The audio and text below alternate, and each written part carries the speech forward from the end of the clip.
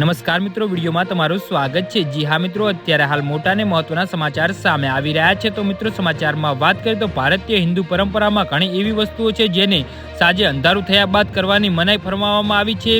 આ માન્યતાઓ સદીઓથી ચાલતી આવી રહી છે। આવી જ એક પરંપરા બાળકોના કપડાં રાત્રે બહાર સુકાવવાને લઈ ચાલી આવી છે। તમને પણ ઘણી વખતે તમારા વડીલો કપડાં ઘર બહાર સુકાવવાની મનાઈ ફરમાવતા હશે। જી હા મિત્રો, અત્યારે હાલ મોટા સમાચાર સામે આવી રહ્યા છે।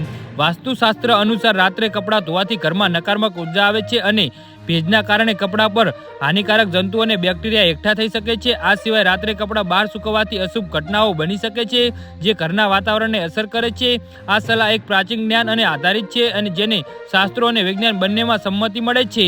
હિન્દુ પરંપરા અનુસાર નાના બાળકોના કપડાં દિવસે દરમિયાન બહાર સૂકવી શકાય છે, પરંતુ એવી જગ્યાએ જ્યાંથી કોઈ તેને ઉપાડી ના શકે। કપડાં સુકાઈ ગયા પછી તરત જ તેમને ઘરમાં લઈ જવા જોઈએ। બાળકોના કપડાં રાત્રે બંધ ના રાખવા જોઈએ, પછી ભલે તે ભીના હોય કે સૂકા।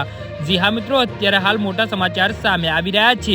આ પરંપરા પાછળ ઘણા કારણો છે, જેમાં નકારાત્મક ઉર્જાનો પ્રભાવ, સ્વાસ્થ્ય પર ખરાબ અસરોના સમાવેશ થાય છે અને અશુભ ઘટનાઓ બચવા માટે તેનું પાલન કરવાની સલાહ આપવામાં આવે છે। વાસ્તુશાસ્ત્ર અનુસાર રાત્રે બહારના વાતાવરણમાં વધુ નકારાત્મક ઉર્જાના સંચાર થાય છે। જી હા મિત્રો, તો આના વિશે તમારું શું કહેવું છે તો નીચે અમારી કોમેન્ટ બોક્સમાં જરૂરથી જણાવજો। વિડીયો પૂરો જોવા બદલ તમારો આભાર।